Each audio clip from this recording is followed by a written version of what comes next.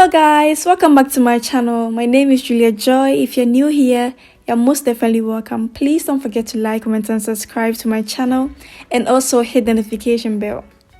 So this video is about how to prepare the perfect chicken and beef jollof rice using coconut milk. So please stay tuned, trust the process, and let's just get started.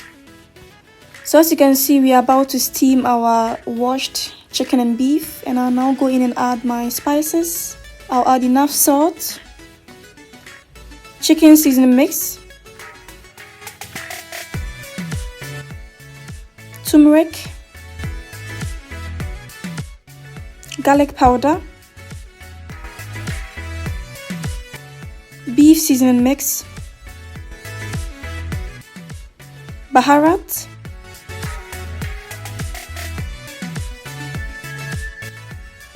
and curry. So let's go ahead and add our blended garlic, onions and ginger. I also added half shrimp Maggi cube.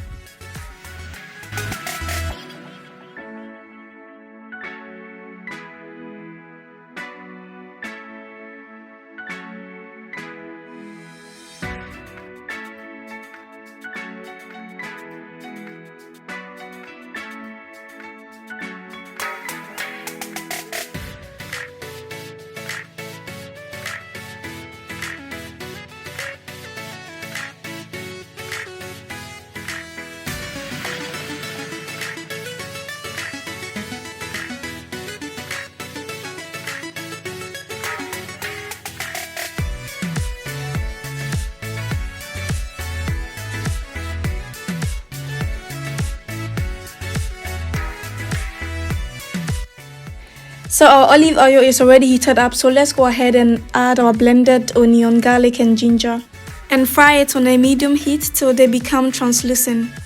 So after this, I added in about 3/4 of tomato puree and fried everything together for 5 to 7 minutes. Starting off your jollof rice this way really makes a difference and adds such a delicious in-depth flavor, and also frying it removes the bitter taste of uncooked puree that you usually get and gives it a very smoky, sweet and distinctively rich flavor instead.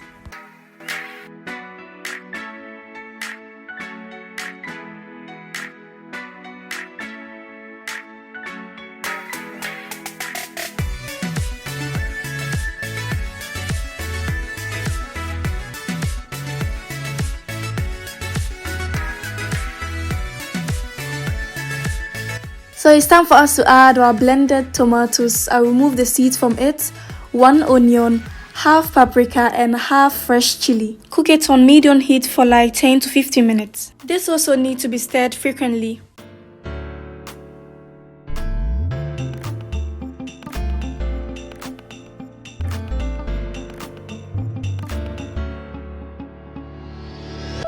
So it's time for us to fry our cassava fish. And I'll go ahead and add a little bit of flour to my oil, and this really helps enhance its natural delicate texture and also prevents the oil from splitting all over the place.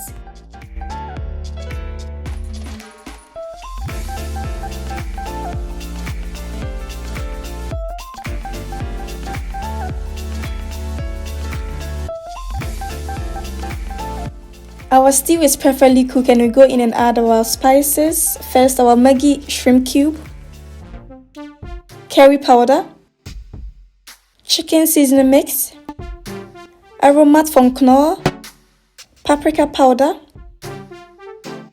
black pepper, turmeric,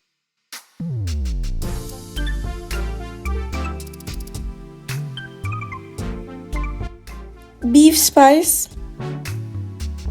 and later add salt.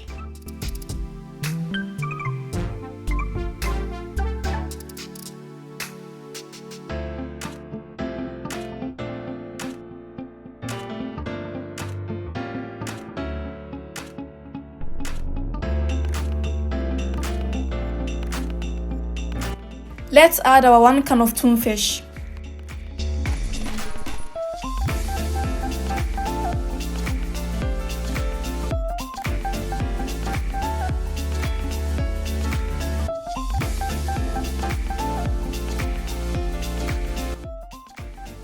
So I intentionally cut some of the beef in small sizes and I'm now adding it to the stew.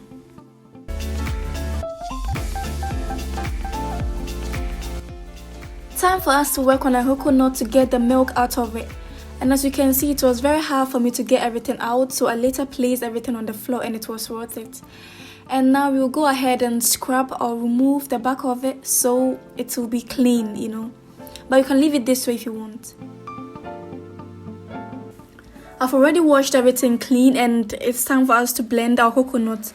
But please don't forget to use warm water or hot water so it will be very easy when straining the milk out. I've already washed my 8.5 cups of rice, and let's just go ahead and add and also stir everything together. Don't forget, I've already added the stock from the meat we steamed. And yes, that's the greater flavorful portion for our jollof rice. And lower the heat after adding your rice. And don't forget to lower your heat after adding your rice so it doesn't get burned. So let's go ahead and strain our coconut milk out. I'm using sieve, but you can also use cheesecloth to strain everything out. You can always add enough water, but it all depends on the quantity you're cooking. And as for mine, I didn't add any excess water because the coconut milk was very okay. And since we don't want a soggy jollof rice, it's always better to add a little but enough water than just more of it.